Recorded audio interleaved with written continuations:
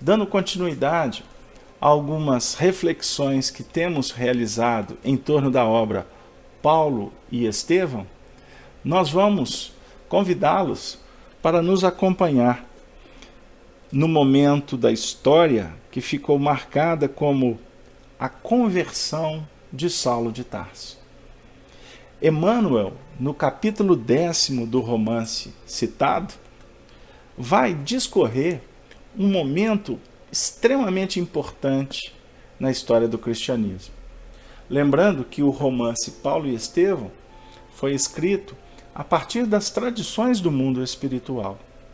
Ou seja, ele tem como base a descrição da história de Saulo de Tarso, o convertido Paulo de Tarso, conforme os registros de Lucas, no livro Atos dos Apóstolos, e alguns trechos das próprias cartas de Paulo, mas foi do mundo espiritual que Emmanuel, com a autorização e com a participação do próprio convertido de Damasco e Estevão, redigiram um manuscrito de um valor extraordinário para a gente.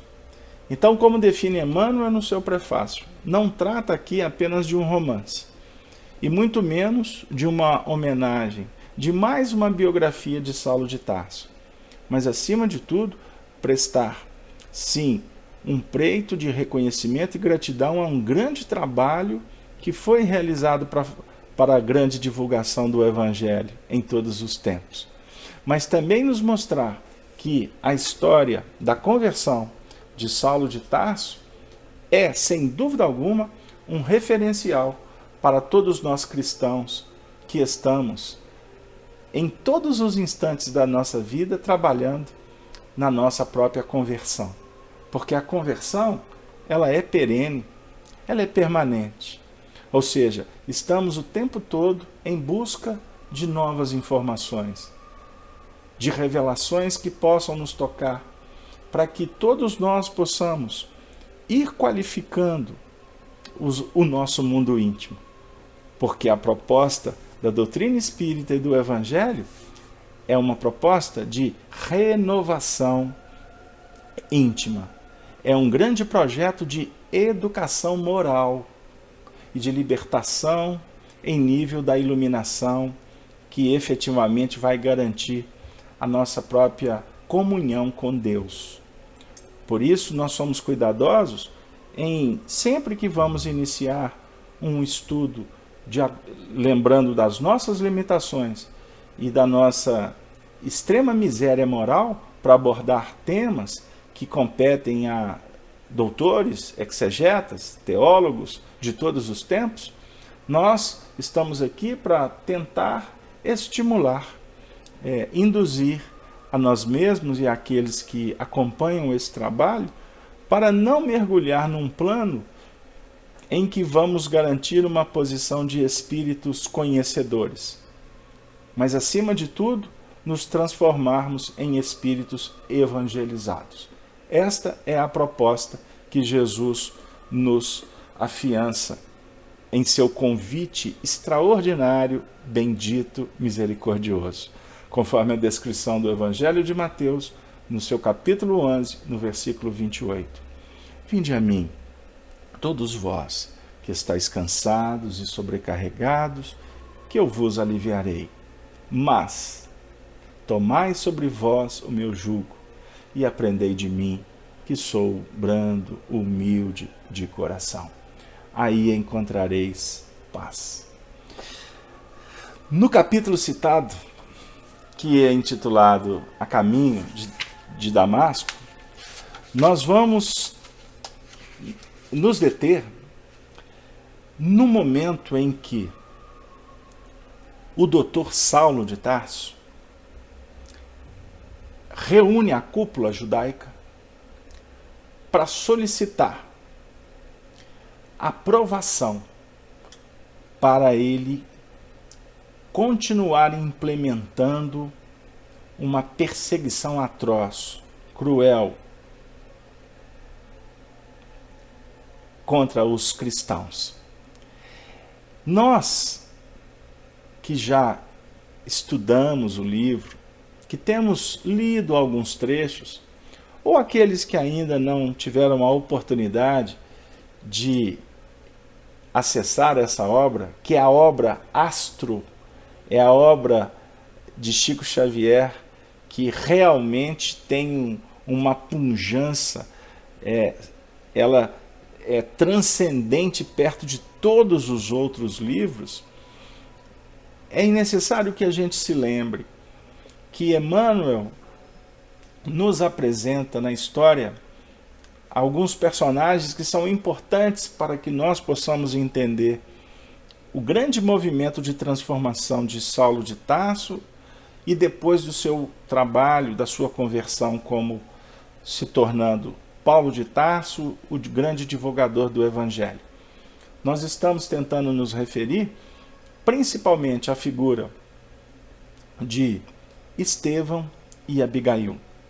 Abigail, aquela que se tornou a sua noiva, a musa que ele idealizou desde os seus tempos de criança, juventude, aquela que tinha uma moral que atendia aos sonhos extremamente justos, extremamente tradicionais, extremamente voltados para a moralidade do doutor de Tarso. Mas o que aconteceu? É necessário lembrarmos que o drama se desenrola e Saulo de Tarso descobre que a alma gêmea de seu coração era irmã daquele que circunstancialmente se transformou no seu maior adversário, Estevão. E nós trabalhamos por várias semanas aquele momento em que Saulo de Tarso, junto com seu amigo Sadoc e outros, foram à Casa do Caminho em Jerusalém, a Casa dos Cristãos, o primeiro núcleo de fraternidade, de assistência espiritual que foi implementado na Terra sobre a égide de Jesus, já no plano espiritual. A Casa do Caminho, aonde os discípulos operacionalizavam os ensinamentos do Senhor. E ele ficou ruborizado, ele ficou estupefado diante de tanta miséria, de tanta simplicidade, mas ao ouvir Estevão, um dos maiores arautos da história do cristianismo, ele se curvou diante do magnetismo crístico de Estevão, que, diga-se de passagem, para aqueles que gostam de detalhes, fez um discurso, na realidade praticamente num transe mediúnico, sobre a jurisdição do próprio mestre de todos aqueles e de todos nós, quanto ovelhas necessitadas de soerguimento. Jesus falava por Estevão. O que o católico trata como o Espírito Santo, né?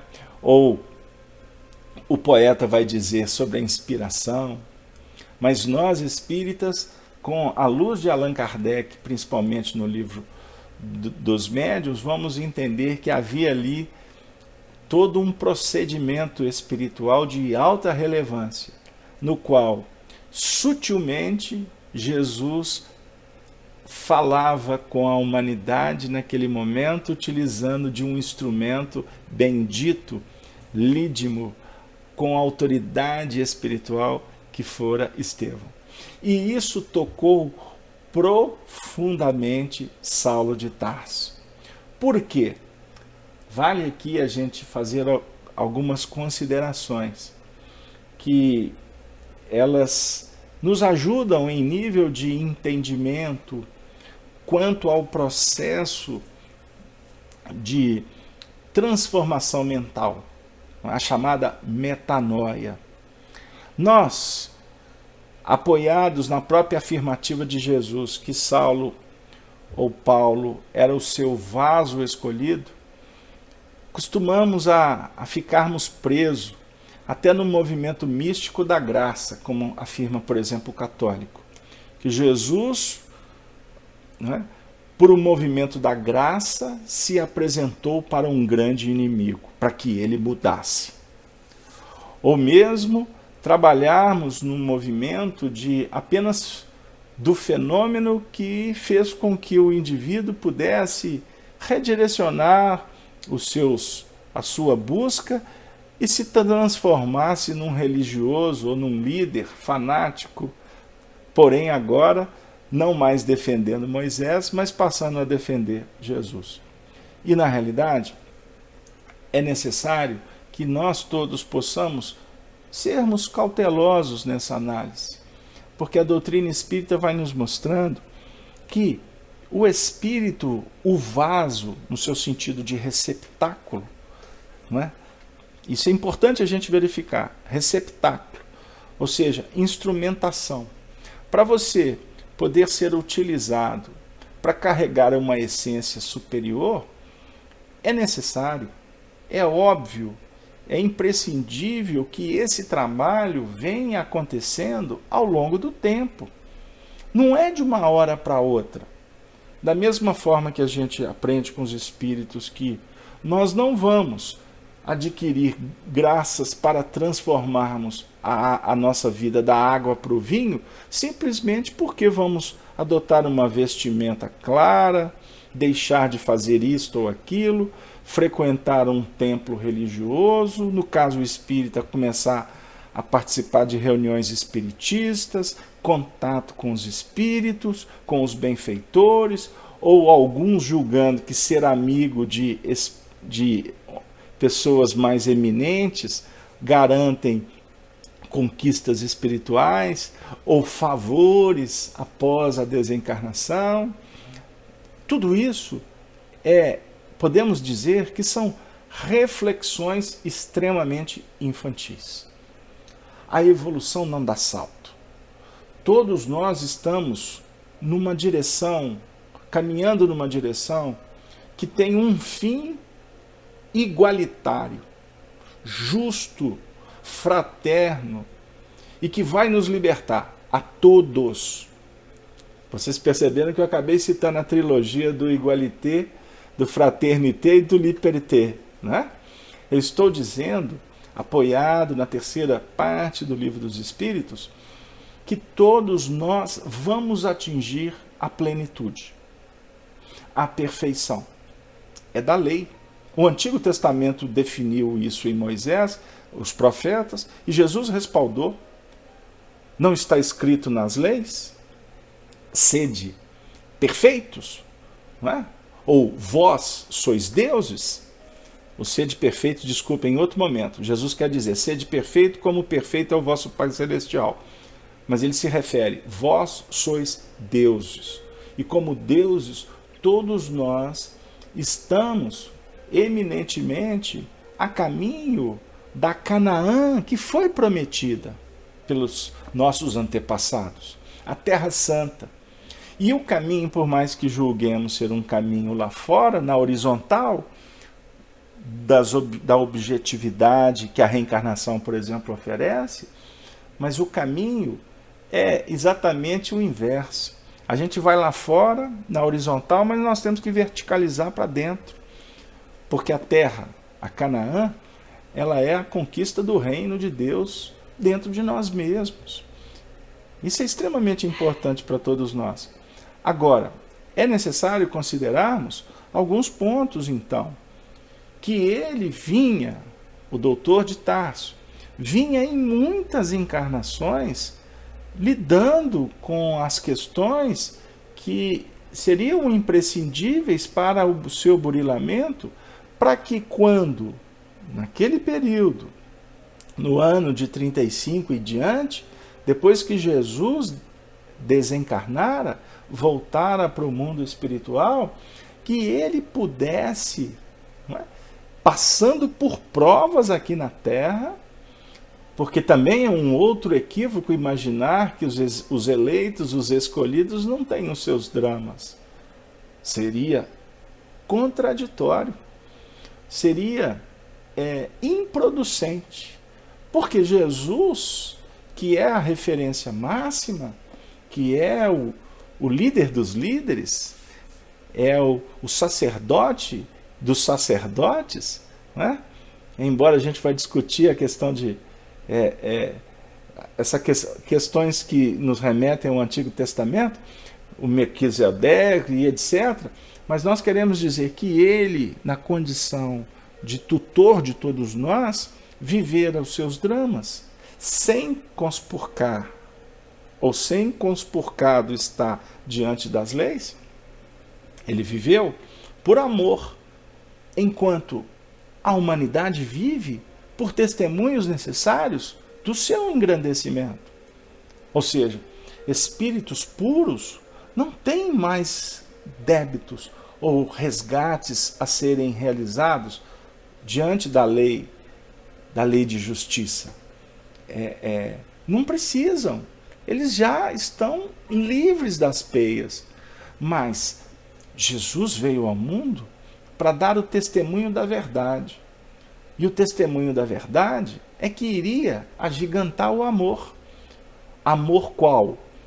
Aquela frequência espiritual de altas expressões que vão tocando o coração como sementes que estão sendo derramadas do mais alto, tocando os corações a cada lance da evolução que os nossos corações se fazem pequenos, se fazem crianças, se fazem puros. Não pensemos que o toque de Jesus é um toque clássico, mágico, e que vai, de uma forma espetacular, tirar você do seu habitat para te elevar monte acima, que vai pulverizar os seus desafios por privilégios. Não, de forma alguma, ele é mestre. O Senhor é mestre. Vós me chamais mestre e dizeis bem, porque eu sou. Isso está claro no Evangelho de João, no capítulo 13, versículo 13. 13, para quem quiser gravar. 13. Até bonito, né? A unidade e a trindade. 1 e 3. 1 e 3, duas vezes. Porque tudo parte da unidade divina. Mas temos que entrar na dualidade, da operação, da contradição, para que a gente possa, em repetições, através das laçadas espirituais, a evolução é setenária. Os mundos, eles se conjugam em faixas frequenciais que definem uma jurisdição magnética espiritual que vai efetivamente equilibrando o universo, desde a criação. Observe que uma nave que parte da Terra, ela não segue em sentido retilíneo para o seu objetivo. Ela vai trabalhando de uma forma elíptica. É a chamada laçada. É o que André Luiz, por exemplo, narra para a gente de alguma forma em sua obra. É o simbolismo da serpente dos iniciados. É a Kundalini, a nossa energia primária, né? A serpente enroladiça, né? Tudo isso define como que o nosso psiquismo vai trabalhando. Essa força impulsiona o espírito para operar, mas ao mesmo tempo existe uma força contrária que faz com que o espírito volte para o seu núcleo de irradiação. Observem bem, força do espírito, a força é sua. Você que tem que operar para você sair, para desenrolar-se, para que você possa operacionalizar no universo. Mas a misericórdia da providência divina vai fazer com que você volte para o seu núcleo de irradiação. Eu não sei se complicou. Por isso que nós saímos de casa na manhã, mas temos que voltar à noite, trazendo conosco tudo aquilo que foi recolhido num processo chamado de elaboração mental. É a chamada metamorfose ambulante do Raul. Quem quiser pode falar por aí. Mas é a metamorfose que vai efetivamente trazendo os elementos que vão nos alimentar, nos sustentar. E tudo isso requer esforço, trabalho, luta, queda, ascensão. Nós temos aqui um grande exemplo, que representa uma vida. A vida de Paulo de Tarso é referencial.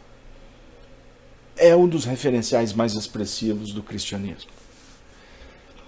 Principalmente pela conversão e depois pelo movimento contrário que ele fez. Antes, o ápice, o poderio, a vaidade, o orgulho. Ele ocupava o cargo máximo no judaísmo. Ele reencarnou numa linhagem de espíritos extremamente expressivos, né? Hilel, Simeão, Gamaliel. Ele passou por uma linhagem extraordinária, de séculos e séculos de preparação genealógica, podemos até assim dizer, né? Por isso que ele, no ápice, ocupando o cargo máximo, bonito, inteligente, o seu argumento era indestrutível, inquestionável, o seu magnetismo indomável, esportista, atleta, endinheirado. Nosso amigo Haroldo que costuma dizer, né? Usava a roupa como se fosse um terno Armani, né? Perfume dos melhores, e de repente ele era o cara da época, ele era o top. E de repente era necessário que ele chegasse nessa posição exatamente para que a providência divina tirasse, em tese, o tapete, a posição, a circunstância, para que na queda dele ele começasse a soerguer a muitos, como ele mesmo escreveu na sua carta aos Hebreus, né? Falando da fé, falando da queda, do zambujeiro, né? Dos gentios, dos judeus, né? da raça adâmica que veio para a terra para enxertar os homens aqui, e o que para eles era queda foi soerguimento para o planeta. Ele conhecia tudo isso, mas estava o processo todo vamos dizer assim, estava todo guardado na sua intimidade. E era necessário que pudesse tudo vir à tona. Então, desculpem, a primeira parte do nosso programa foi toda ela introdutória. Porque a gente gostaria de chegar aqui no momento em que ele convoca uma reunião no Sinédrio, a qual atribuía singular importância. Os colegas acorreram ao chamado, sem exceção. Abertos os trabalhos, o doutor de Tarso esclareceu o motivo da convocação. E agora nós vamos ter que ler, porque eu não posso prescindir da descrição detalhada e expressiva de Emmanuel. Amigos, declarou ciosamente, há tempos nos reunimos para examinar o caráter da luta religiosa que se criara em Jerusalém, com atividades dos asseclas do carpinteiro de Nazaré. Felizmente, nossa intervenção chegou a tempo de evitar grandes males. Dada a argúcia dos falsos taumaturgos exportados da Galileia. À custa de grandes esforços, a atmosfera desanuviou-se. É verdade que os cárceres da cidade transbordam, mas a medida se justifica, porquanto é indispensável reprimir o instinto revolucionário das massas ignorantes. A chamada Igreja do Caminho restringiu suas atividades à assistência aos enfermos desamparados. Nossos bairros mais humildes estão em paz. Voltou a serenidade aos nossos afazeres no templo. Entretanto, não se pode afirmar o mesmo quanto às cidades vizinhas. Minhas consultas às autoridades religiosas de Jope e Cesareia dão a conhecer os distúrbios que os adeptos do Cristo vêm provocando. Assintosamente, com prejuízo sério para a ordem pública. Não somente nesses núcleos precisamos desenvolver a obra saneadora, mas, ainda agora, chegam-me notícias alarmantes de Damasco, a requererem providências imediatas. Localizam-se ali perigosos elementos. Um velho, chamado Ananias, lá está perturbando a vida de quantos necessitam de paz nas sinagogas.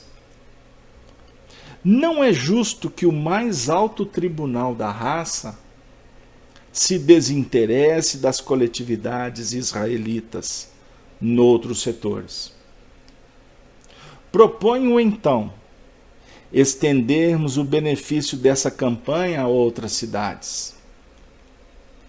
Para esse fim, ofereço todos os meus préstimos pessoais, sem ônus para a casa a que servimos.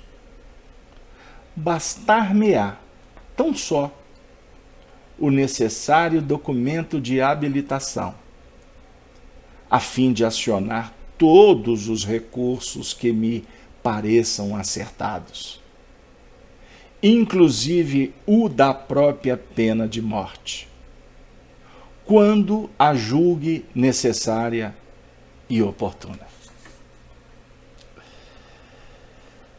A proposta de Saulo foi recebida com demonstrações de simpatia. Houve mesmo quem chegasse a propor um voto especial de louvor ao seu zelo vigilante, com aplausos unânimes da reduzida Assembleia. Ficamos por aqui. É necessário lembrar que o discurso é perfeito. A argumentação, ela é lógica. Ela é coerente com os ideais esposados por todos. Porque ele precisava do induto. Ele precisava da aprovação. Então, ele reúne os líderes para dizer: eu sou soldado do templo. Precisamos defender a nossa causa. É muito interessante lembrar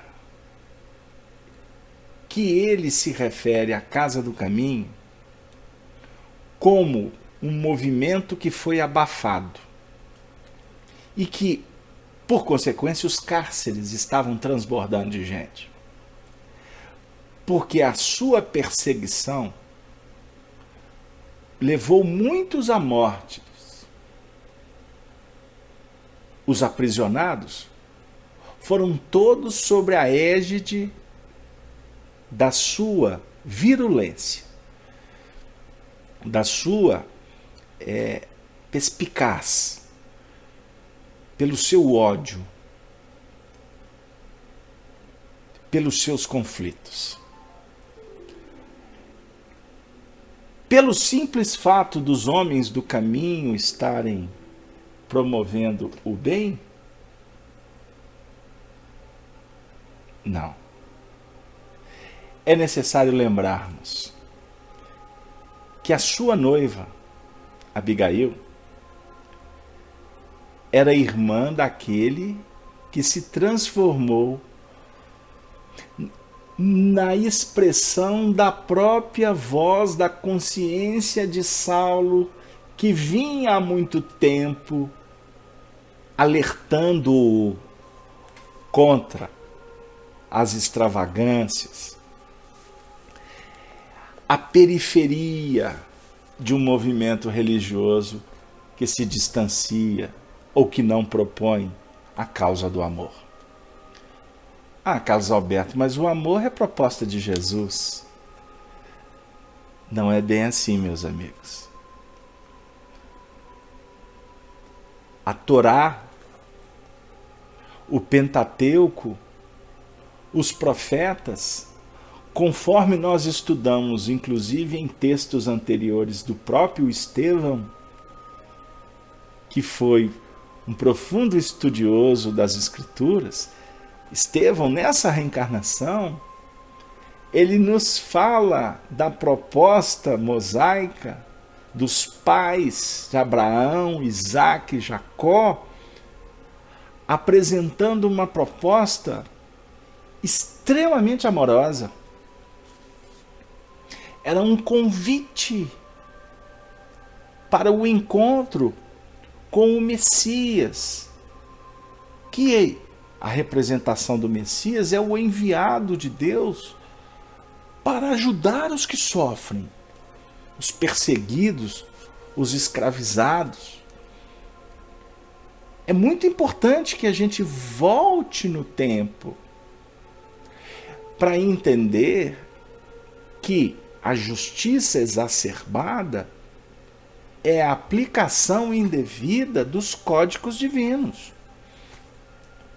O anseio do indivíduo, da coletividade, é a paz.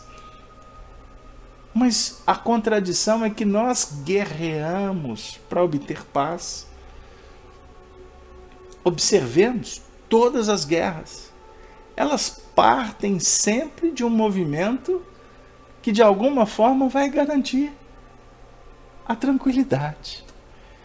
Agora, a análise, ela é ocasional. A análise se faz de acordo com a posição evolutiva do indivíduo e da coletividade que ele se encontra. Por isso, é necessário que nós observemos que quando a revelação espiritual nos visita, ela visita o aprendiz para causar-lhe movimentação, para propor para ele investimento. Porque a revelação vai nos apontar exatamente a posição espiritual que nós ocupamos. Por isso é que a lei, ela proporciona morte. Porque quando você não sabe, o que você faz é vida. É lei. A sua lei. A sua lei. A sua lei relativa. Mas de repente, na sua concepção, ela é absoluta. Mas a revelação bate na sua porta para dizer que a sua lei ela é extremamente falha. Ela é transitória. E isso causa em nós profundas dificuldades. Qual que é um dos grandes desafios do espírita? Sofrer porque está conhecendo. E aí a gente percebe como que o evangelho é importante no momento da descoberta. Porque o evangelho funciona como o adocicar da lei, o consolo, o ajuste para que o fardo não se torne pesado. É um grande equívoco falar de doutrina espírita com chicote na mão. Por isso que eu falo, eu discuto com todos os amigos de movimento espírita, porque a gente participa da unificação também. Nós estamos nessa lida há mais de 20 anos. E a gente aprendeu que tem determinados assuntos que você não trata em público. Tem determinados assuntos que eles precisam ser trabalhados em grupos menores. Porque no grupo grande, você corre o risco de pegar uma proposta que é boa e fazer dela um veneno. Fazer dela uma invasão, uma dilaceração. Quer um exemplo? Quando a FEB, o Conselho Federativo Nacional, deixa eu ajustar, lançou a campanha em defesa da vida. Vou dar esse exemplo. Aí a campanha em defesa da vida tem muitos pontos extraordinários para todos nós. Precisamos de batalhar contra o aborto, o suicídio, a pena de morte, não é mesmo? A eutanásia, enfim. São pontos importantíssimos que a gente precisa de participar nas discussões até da comunidade. Mas eu, jovem, empolguei. Aí eu criei na minha casa espírita, onde que eu coordenava a área doutrinária, uma semana com o título Em Defesa da Vida. Sabe o que aconteceu, Arnaldo? Você que gosta de analisar as conjugações, as propostas, o dinamismo do centro espírita? Por conta dessa decisão, eu quase incendiei o centro espírita. Eu nunca tive tanto problema no centro espírita como tive dessa vez. Expositor que a gente tentava marcar não conseguia. Expositor que foi marcado não conseguiu chegar. Pessoas que foram na casa muitas vezes, nesse dia perderam o endereço. Médiuns que começaram a ter problema em casa. Comecei a ver atrito entre pessoas que eram extremamente amigas. Tive problemas seríssimos. Quando acabou a semana, eu falei assim, gente, louvado seja Deus. Graças a Deus acabou a semana espírita. Aí, o que aconteceu? Eu procurei o Honório Abreu, nosso educador aqui. Falei assim, Honório, eu tenho uma coisa para te contar. E relatei o drama. Ele deu belas risadas. Aí eu falei assim, pô, Honório, eu tô chorando, você tá sorrindo. Ele falou assim, não tô sorrindo da sua desgraça. Eu tô sorrindo porque eu passei por isso. Eu, como assim? Ah, meu filho, quando a gente é jovem, a gente faz algumas coisas que depois é que a vida vai te ensinar. Então tem determinadas coisas que você trabalhar num âmbito tão amplo, você está saindo com espada para combater a treva. E o Evangelho não propõe combate, a não ser contra nós mesmos. Não é assim que faz. Ué, mas então, Honório, e a campanha? A campanha é linda, justa, tem cartaz, nós sabemos que a doutrina espírita não favorece nada disso. Quando a gente for abordado, a gente trabalha, etc. Nós podemos trabalhar, reunir o grupo mediúnico para discutir o assunto, grupos de estudos fechados, lideranças, a gente trabalha esses aspectos. Mas, meu amigo, com o público está carente de Jesus. O público está precisando de esperança. Então tem muitos espíritas que estão querendo se capacitar, se aprofundar em uma série de assuntos científicos, filosóficos, doutrinários, para levar o espiritismo, sabe para onde? Para lugar nenhum. Porque isso não é papel nosso. O papel do espírita é mostrar a coerência da doutrina, mas colocar o Evangelho como bandeira da frente, o estandarte. Fora da caridade não há salvação. Nós temos que ajudar a nós mesmos primeiro, porque não somos missionários. Vai aqui um ajuste. Espírita não é missionário, não. Espíritas, médiuns, somos almas decaídas, que estamos em processo de soerguimento. E soerguimento sem Jesus é vitória distante, para não dizer quase que impossível. Tecnicamente, nós já somos sábios. Eu posso até dizer com muito carinho, qual espírita que não conhece?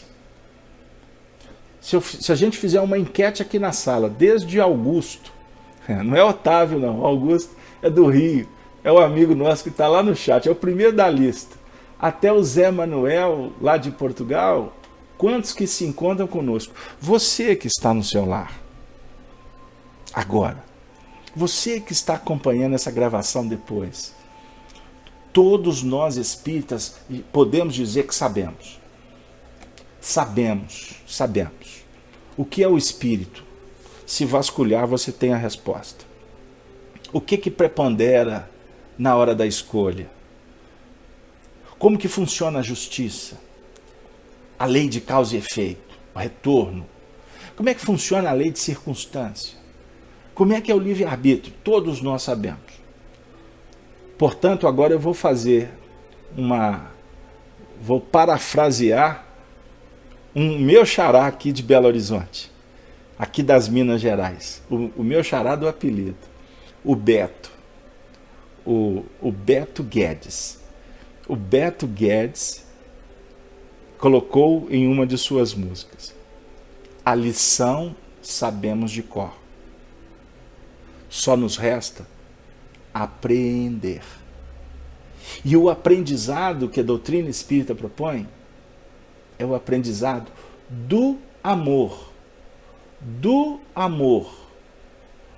O João está dizendo, o dístico de Kardec, reconhece-se o verdadeiro espírita pela sua transformação moral e pelos esforços que faz ou que emprega para domar as más inclinações. João, inquestionável a frase. Isso é ponto doutrinário. Não tenhamos dúvida. Mas se o trabalho do espírita, seguindo esse caminho que foi consignado para nós pelo Espírito de Verdade, ele não tiver como arrimo amor, não vai se reconhecer verdadeiro espírita nem aqui, nem na Conchinchina, como falava meu pai quando era vivo. Não vai se reconhecer. Porque tecnicamente, intelectualmente, convencionalmente, religiosamente, nós espíritas estamos falindo. Falindo. Me perdoe. Eu não estou generalizando, mas eu estou colocando uma boa facção. Porque nós estamos presos em práticas judaicas lá de trás. Eu não vou nem passar por Roma, eu vou pular. Eu vou para o judaísmo. Eu vou caminhar com vocês para a proposta que está sendo discutida aqui de Paulo de Tarso argumentando. Porque historicamente, por que ele estava argumentando de ir em Damasco? Ele estava querendo defender o judaísmo naquele momento? Podemos até dizer que sim. Mas no fundo, ele estava indo para vingar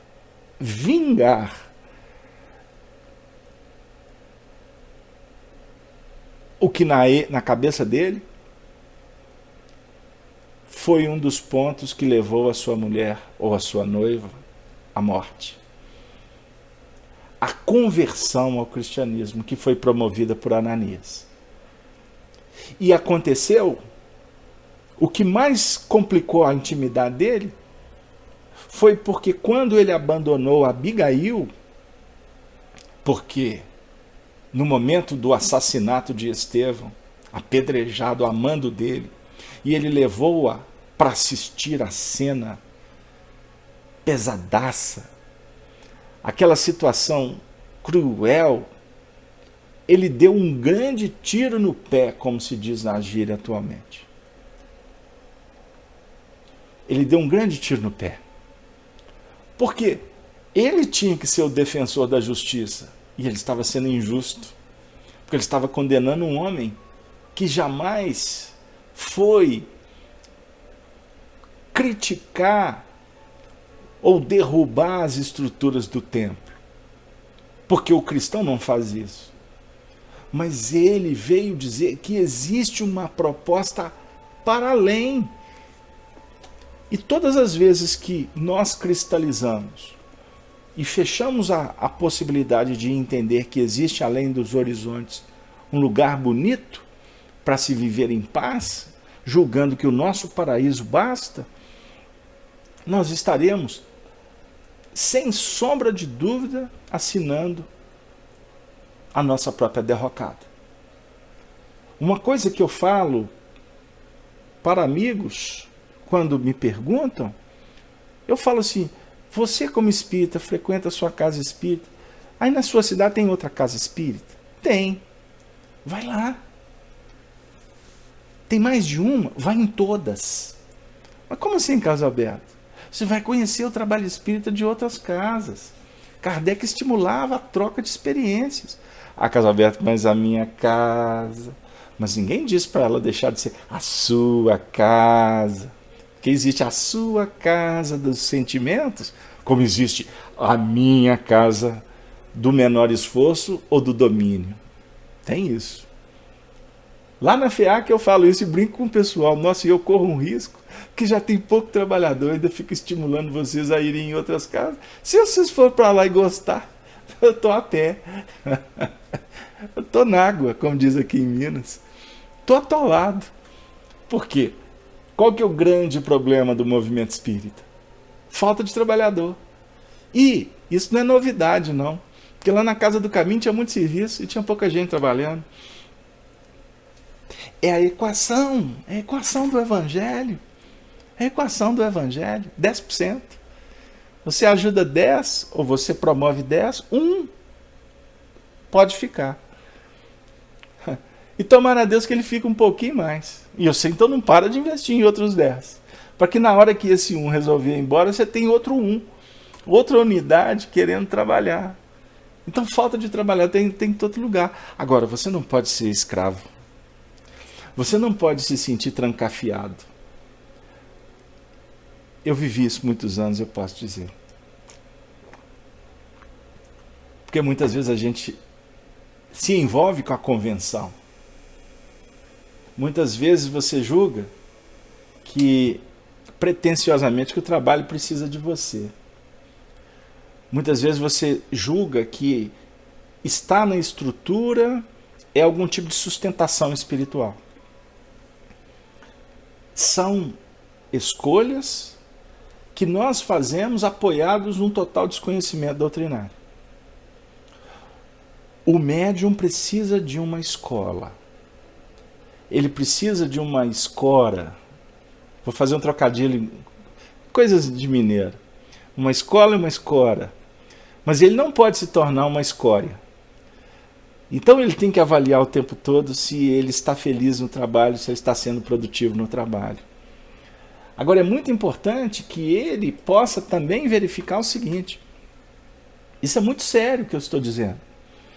É necessário que ele observe se ele não está trancafiado ali no trabalho sem possibilidade de melhora.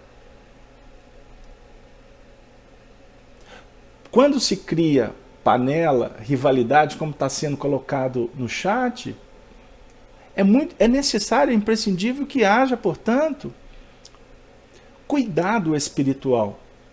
E eu vou até falar uma coisa para o João. João, com todo carinho, você escreveu Reforma Íntima.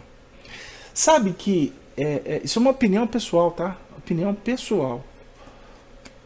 Eu estou vivendo um momento no movimento espírita que eu tenho preguiça da palavra Reforma Íntima. Preguiça dessa palavra. Porque em nome de Reforma Íntima, os escombros continuam, a poeira tá do mesmo jeito e não se resolve. E tem gente sofrendo do mesmo jeito. O que é reforma íntima? Vamos falar. É só uma questão de ajuste no voo, tá? Você me desculpe, eu não estou dizendo que a ideia da reforma íntima está errada, não. A gente tem que tomar cuidado, porque senão crítico de plantão tem toda hora. Eles estão plantonistas, né? Mas eu quero dizer, e diga-se de passagem, nós não estamos deixando de expressar o nosso sentimento por conta de críticos. Porque a nossa palavra... ela está longe de ser, de pretender ser unanimidade. Porque, como dizia o poeta lá no Rio de Janeiro, unanimidade é burra. Toda unanimidade não pensa. E nós estamos longe disso. Nós estamos querendo, no movimento espírita, promover debates profícuos, amigos, fraternos.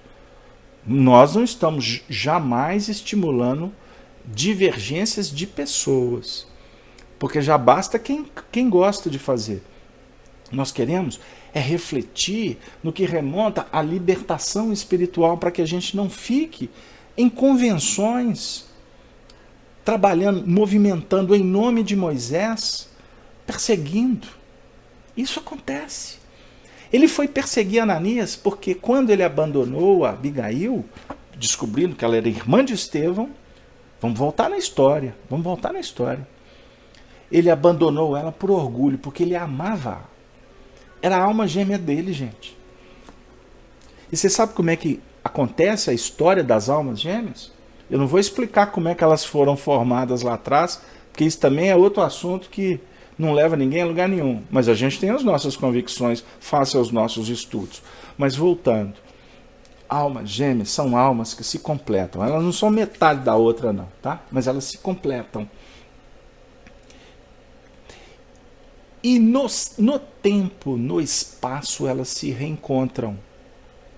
O Leão Zalli brincava aqui em Belo Horizonte dizendo assim: você sabe qual que é a técnica para você esvaziar um umbral? Aí gente assim, técnica para esvaziar um umbral. Como é que é, seu Leão? Ele era muito engraçado. Ele dava aulas de doutrina espírita que você ria do início ao fim. E é sorrindo que você aprende, viu? Não é carancudo. E sério não significa que tem moral. E tem muita gente por aí com uma etiqueta que é inquestionável. Mas é casca. Nós precisamos de ver a essência. Sorrir faz bem para a sua alma. Ok? E sorrir não vai te dizer que você é melhor ou que você é pior. Agora, sorrir de uma forma deselegante caracteriza inferioridade. Mas isso é outra história. O Leão falava assim: esvaziar umbral é só você encher uma nave. Você pega um aerobus e enche de alma gêmea. Escolhe a dedo. Qual a região que você vai passar lá? Lá naquele grupo lá. Coloca só alma gêmea por ali. Ou então costuma, o líder, né? Você tem um líder lá nas regiões complicadas, você coloca a alma gêmea dentro de uma nave e passa assim num voo rasante. Num voo rasante. Só de aproximar o magnetismo é tão intenso que ele já começa, não olhava para cima e já começa a olhar para cima. Aí daqui a pouco ele está assim: esse ambiente aqui não tá bom, eu acho que eu estou precisando de mudar, estou precisando de viajar, estou precisando de sair daqui. Aí costuma o indivíduo sair sem saber o motivo e na realidade ele está sendo atraído pelo magnetismo do amor. E ali a saída dele, por opção dele, já é o suficiente para desmantelar o grupo. Aí já começa a encontrar soluções. As almas gêmeas se encontram para se ajudarem. Agora não significa que estamos ocupando posições iguais. Nós na terça-feira estamos estudando a história de Liv e de Emmanuel. Eu convido vocês a participar do programa conosco das terças-feiras, porque a gente está discutindo exatamente esse assunto. Abigail reencarnou para ajudar Estevão. Se ele era vaso escolhido, vocês acham que Jesus ia deixar ele reencarnar soltinho da Silva Xavier? Não! Ele tinha que envolver. A espiritualidade trabalha com circunstância. É matemática, meus amigos. É equação. Você não... Você tá, eu gosto muito desse exemplo. Aqui em Belo Horizonte, a avenida principal, a Avenida Afonso Pena. De repente você está na Avenida Afonso Pena, aquele monte de gente. Aí do nada você resolve atravessar para outra banda do Rio. Lá para o outro lado. Aí você até muda a trajetória, você geralmente atravessa em sentido fazendo conversão, você passa numa tangência, chega lá na frente, tem uma pessoa descendo do táxi, exatamente na hora que você atravessou, a pessoa desce do táxi. É um espírito vinculado ao do seu passado, ou uma pessoa que você precisava de encontrar naquele momento, que foi o suficiente para te dar uma guinada, te dar um gás, trazer um estímulo, uma boa conversa. Ou tem horas para soerguer, para o movimento ser o contrário, você partir para ajudar aquela pessoa necessitada. Gente, a vida é de uma matemática extraordinária. O Arnaldo gosta das fofocas. Posso contar uma fofoquinha, Arnaldo? Fofoquinha branca. Porque eu fiquei tão feliz semana passada, tão feliz, e eu vou dividir com vocês. Nós estamos construindo uma biografia Uma história belíssima, riquíssima, riquíssima. E o trabalho já está no encaminhamento final. Aí, o grupo que está trabalhando, eu levantei uma questão. Falei, gente, nós estamos precisando de encontrar um material antigo que tem a ver com essa construção, iria brilhantar demais o trabalho. É um trabalho doutrinário, meu foco de vida é esse, então vocês já estão imaginando que possa ser. Eu não vou dar detalhes não, mas o que aconteceu? Eu conversei isso numa quarta-feira. Na quinta-feira, eu estou saindo da minha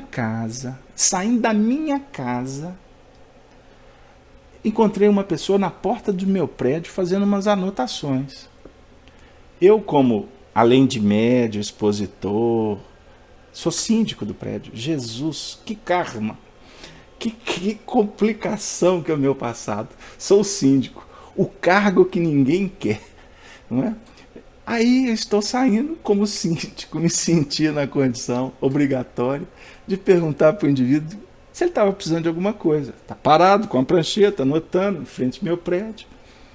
O indivíduo, sim, o senhor me desculpa, eu estou aqui porque eu tenho uma empresa que foi estabelecida aqui nessa região, eu estou fazendo uma pesquisa e estou catalogando os prédios aqui para que eu possa fazer um trabalho depois de consultoria. Aí ele foi aproximando do meu carro, foi se aproximando. Quando ele chegou próximo, ele virou e falou assim, estendeu a mão, Carlos Alberto. Eu assustei, quase desencarnei, porque foi tão abrupto a reação dele, inesperada. E nesse mundo de contradição, eu falei assim, no mínimo estou sendo assaltado. Aí naquele instante, né, a fé vira pô café, né? Pô café, só põe café, não tomo café. Aí eu disse assim, pois não.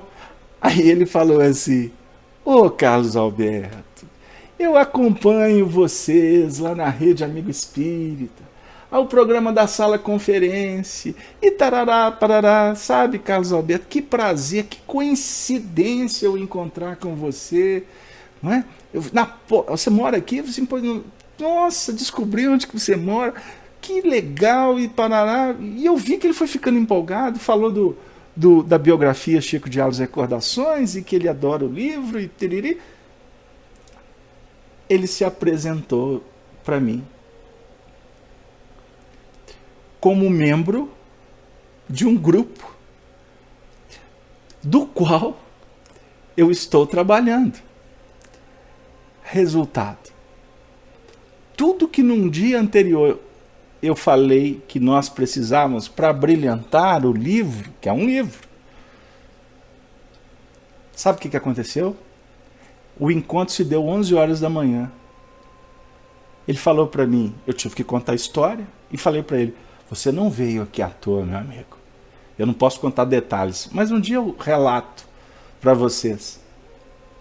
Eu falei para ele, você não veio aqui à toa. Os benfeitores espirituais responsáveis pela obra te trouxeram aqui. Meu amigo, você pode me ajudar? Eu quase me coloquei de joelhos. Você me ajuda, pelo amor de Deus. É tudo que eu preciso é encontrar esse material. Quando foi? Às 5 horas da tarde desse mesmo dia, ele me entregou na porta de minha casa de novo um pacote no qual ele me ofereceu todos os documentos que eu precisava para terminar o livro. E ele me entregou esse material em lágrimas, porque ele é espírita, e percebeu o alcance do fenômeno que aconteceu. É o fenômeno da vida, gente. Então eu pergunto para vocês, ele veio parar na porta do meu prédio por livre e espontânea vontade? E eu quero dizer mais para vocês, isso não é melhor, não é bom nem ruim. Se eu tivesse morando numa cidade de 5 mil habitantes, eu poderia até dizer que foi coincidência. Mas eu moro numa cidade que caminha para 3 milhões de habitantes. E no meio dessa selva de pedra que é a minha cidade hoje, que não é mais o Belo Horizonte, o mais Belo Horizonte, com todo carinho, mas eu quero dizer que os Espíritos trouxeram ele aqui. É o amor de Deus, como fala a Miri. É o magnetismo. Agora, por que ele veio aqui? Por que os Espíritos trouxeram, teleguiaram ele para vir aqui? Primeiro, para me ajudar a contar um pouquinho sobre o que é matemática espiritual num estudo que vai ser divulgado para um número X de pessoas. Mas também para fortalecer a minha própria convicção. Porque tem momentos que não é fácil, viu, querido amigo? Tem momentos que não é simples a gente se postar aqui para fazer esse trabalho de levar o Evangelho para o coração amigo. Porque a pressão é muito grande. A crítica, ela é volumosa. As dificuldades, as exigências são muito intensas. Para exatamente testar se a gente vai continuar. Porque a vitória está na razão direta da insistência. Essa equação foi Jesus quem definiu para nós. Aquele que perseverar até o fim será salvo. É até o fim. Não é até quase, é até o fim.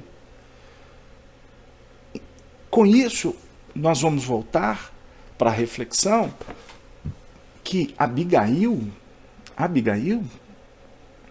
reencarnou para adocicar o coração de Saulo. Ela era a musa dos sonhos dele. E aonde o coração se abre em expressões de autenticidade, de vinculações espirituais verdadeiras, nós estamos falando aqui de vínculos de paixão, de momento, que muitas vezes são banais, são chulos, são destituídos de autoridade e, portanto,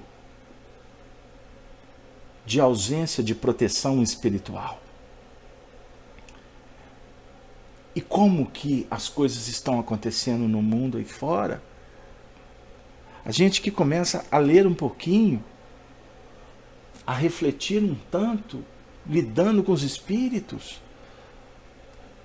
Amigos, é muito complicado você lidar com hipocrisia. É muito doído você lidar com dissimulação, com crueldade, com perseguição. É muito incoerente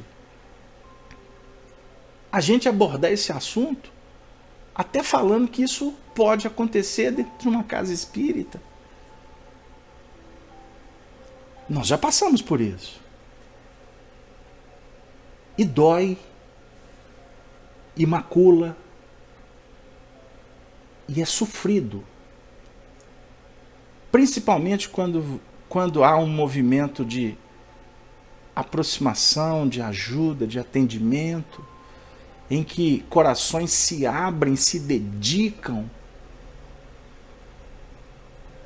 e aqueles que receberam tanto, basta um não ou uma mudança de tomada mental para você julgar por terra tudo que foi feito, foi investido em seu benefício. É necessário que a gente passe por isso. Jesus viveu esse drama do virar as costas, da ingratidão, para nos dizer que faz parte do aprendizado. Mas nós precisamos de entender que quando isso acontece, não é simples. Porque quando existe um investimento, uma abertura de coração, costumamos, por infantilidade, entrar de cabeça. Entrar de cabeça. Como Abigail fez com Paulo. Porque é muito complexo você mensurar como que você vai se envolver sentimentalmente. Isso não tem regra. Não tem um botão para você regular a frequência. O amor, o sentimento brota, ele brota espontaneamente. É óbvio que ele precisa, a mulher precisa estar subjugada ao marido. Calma, não briga comigo. Não briga comigo. Eu não estou falando da mulher e nem do marido. Eu estou falando, isso é uma expressão de Paulo de Tarso. Nós trabalhamos ela na terça-feira, aqui no programa Amor e Sabedoria de Emmanuel. Não sei se vocês estão lembrados. É necessário que haja uma conjugação de razão e sentimento. Eu não vou abordar esse assunto, não vou ficar nele. Razão e sentimento. O sentimento ele precisa de ser guiado, mas guiado dentro dos planos da justiça, da prudência. O comportamento você é responsável. Agora o sentimento não tem jeito. Por isso é que é complexo a gente analisar esse momento da história de Saulo de Tarso. Porque aquele estava arquitetando um plano diabólico. Diabólico dentro do contexto do inferno astral que ele vivia. Porque ele perdeu o amor da vida dele. E o que bateu na intimidade dele? Nós pulamos essa parte da história porque nós não for estudar esse livro todo, nós vamos ficar aqui 7 encarnações e meia de amor. A ideia é você estudar aí com o seu grupo, você mesmo. Esse livro eu acho que a gente já deve ter lido ele umas 40 ou 50 vezes. Mas eu vou voltar. Porque cada vez que a gente volta, cada palestra que a gente é convidado para falar sobre Paulo Estevão, aí eu vou ler de novo. Vamos mergulhar de novo. Então, quanto mais me convidar para falar de Paulo Estevão, mais eu vou ficar feliz. Agora, como eu percebo que a cada leitura eu não aprendi nada. Abigail tinha se envolvido. E ele se tornou o referencial da vida dela.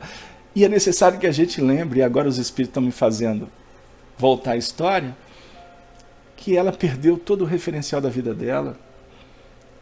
Ela perdeu o seu pai, ela perdeu, no caso da época, Gesiel, que era o mesmo Estevão. A mãe tinha desencarnado, ela era só no mundo.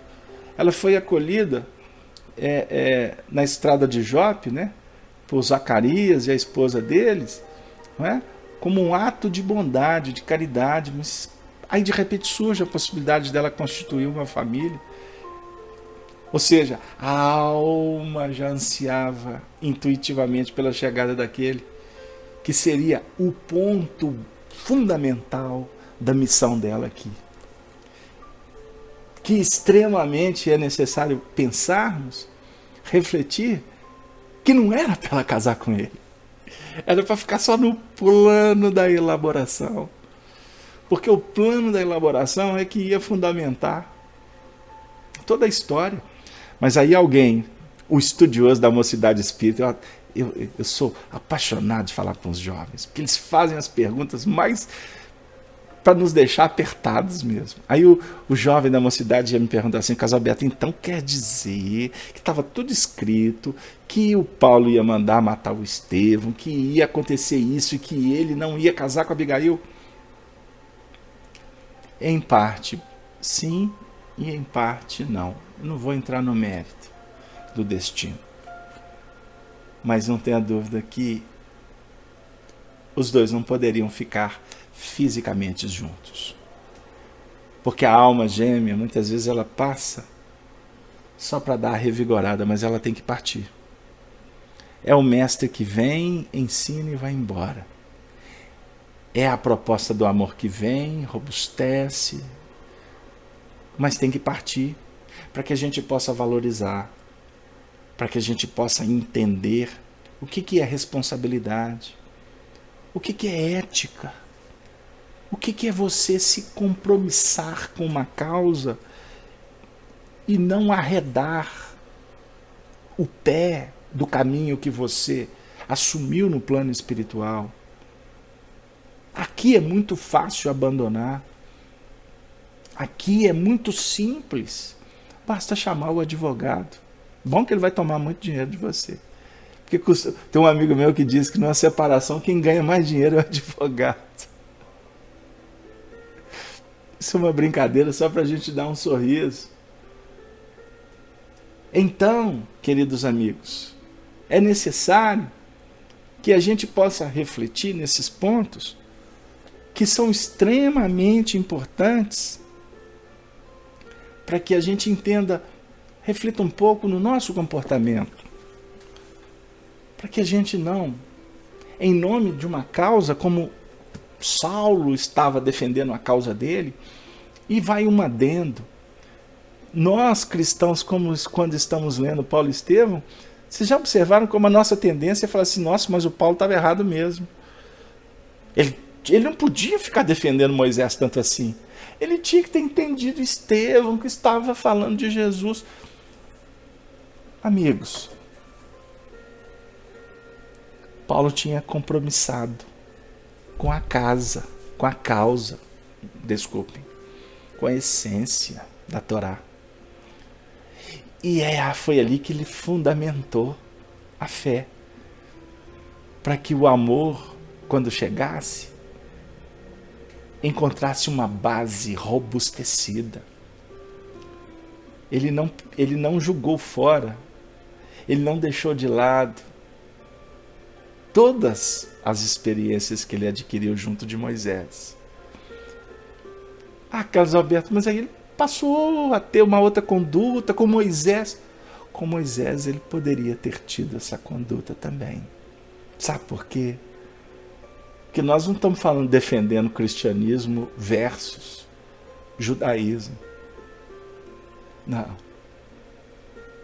Independente de onde você estiver, a justiça e o amor, elas se conjugam.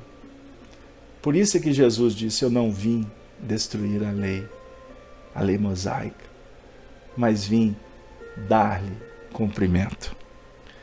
E vocês me perdoem, mas nós gostaríamos de convidá-los para continuar na próxima semana, agora sim com um movimento em que ele vai caminhar em direção de Damasco.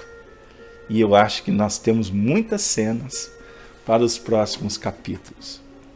E como gostamos, vez por outra, de fazer,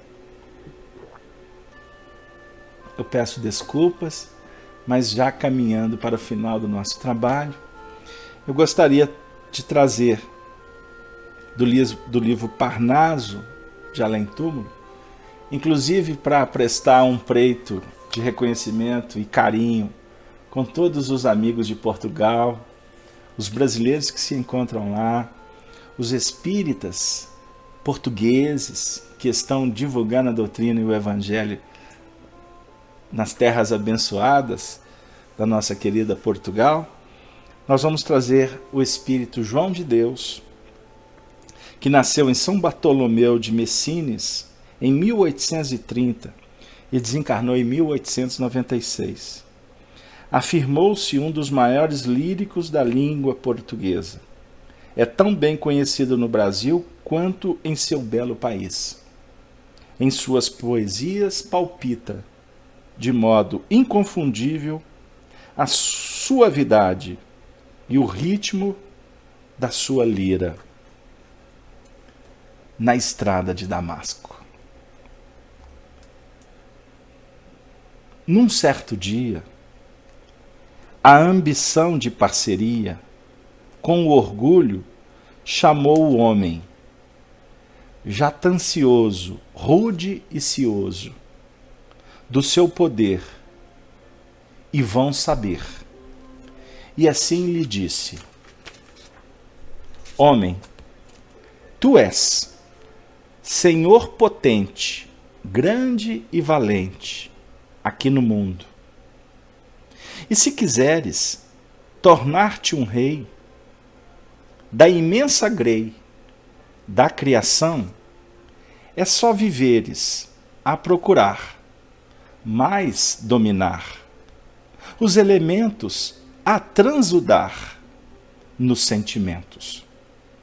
Maior coragem para ganhares sempre vantagem no teu viver e conquistares sempre o poder dos triunfantes. Aos semelhantes, em vez de amá-los, tais como irmãos, faze-os vassalos no teu reinado, glorificado de grão Senhor. E o pecador, ser imperfeito, se achasse embora a seu agrado, bem satisfeito, foi sem demora, então chamado por um juiz de retidão, que é a consciência, nesta existência de provação, que então lhe diz: mas, e o bom Deus, que estás nos céus, que tudo vê, sabendo assim quanto a tua alma dele descrê? Ele é o teu Pai, o Criador, o Deus de amor. E o bom Jesus, nosso Senhor, Mestre da luz, o Filho amado, que à terra veio, a este mundo ingrato e feio, a redimir e assim banir o teu pecado? Ele te amou e te ensinou que ao teu irmão tu deves dar, nunca negar, a tua mão e espalhar somente amor, a relegar toda a maldade, para que um dia te fosse dado reconhecer com alegria o solo amado do Eldorado, dos belos sonhos, lindos risonhos do teu viver. Assim, procura melhor ventura em só buscar, acompanhar, seguir Jesus em sua dor, em seu amor, em sua cruz. Mas o tal homem, tão orgulhoso, que já se achava bem poderoso, achou estranho esse conselho, rigor tamanho, não poderia. Isso só seria obedecer e se humilhar. E ele havia aqui nascido só para ser obedecido, tendo poder para dominar. Assim, buscou e perguntou aos companheiros. Eles então lhes responderam, no mais profundo do coração: este conselho é muito velho. Deus é irrisão, e o tal Jesus, com a sua cruz e o seu calvário, somente foi um visionário, enquanto ele só te oferece amargas dores, desolações, tristes agruras, cruéis espinhos. Nós concedemos ao teu valor de grão Senhor sublimes flores, lindos brasões, grandes venturas nestes caminhos. Quem mais souber gozar e rir, mais saberá o que é existir. A vida aqui só é formosa para quem goza, e pois assim vale o gozar constantemente, pois vindo a parca bem de repente há de levar esse teu sonho de amar e sofrer ao caos medonho do mais não ser, porque a morte, tão renegada, esta é apenas o frio nada. O louco amor do teu Jesus exprime a dor e não a luz. E assim, quando o homem fraco e miserando mais se exaltou e se jatou, onipotente, chegou a dor. Humildemente, a lapidária, a eterna obreira, a mensageira da perfeição. Nessa oficina, grande e divina, da criação, fê-lo abatido e desolado, até enojado, do corpo seu, apodreceu o seu tesouro. E o homem-rei reconheceu que o paraíso dos sãos prazeres vive nas luzes só da virtude, no cumprimento dos seus deveres, na humildade, na caridade, na mansuetude, na submissão do coração ao sofrimento, quando aprouver ao Deus de amor oferecer rude amargor ao nosso ser. Depois, então, de muito sofrer e padecer na expiação, reconheceu a nulidade, a fatuidade da vil matéria. Na atroz miséria dessa agonia, só procurou buscar-se via os seus mentores, enganadores, altivos filhos da veleidade.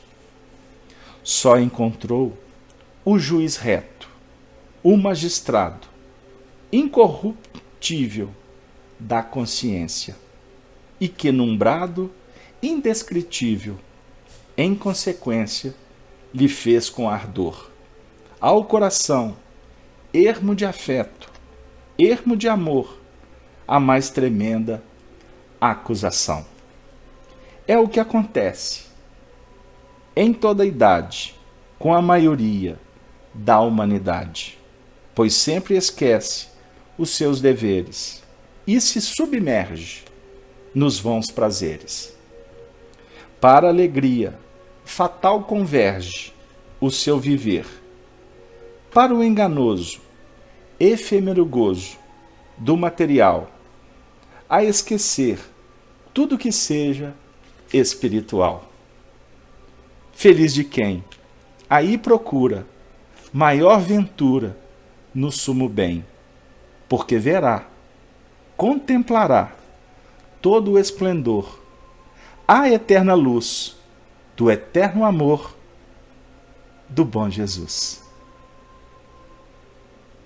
Do bom Jesus, a eterna luz, todo o esplendor do seu eterno amor. E diante da dor, do ardor, do calor, estamos todos nós em pleno vigor, após uma noite de tanto fulgor, na condição de agradecer o labor dos nossos, daqueles que são benfeitor do nosso trabalho, desse programa Espiritismo, Evangelho, Educação. Assim julgo que nós vamos caminhar para a verdadeira ascensão, de sol a sol, de chuva em chuva, de tristezas, alegrias, nós vamos juntos na direção da felicidade, pautados na caridade.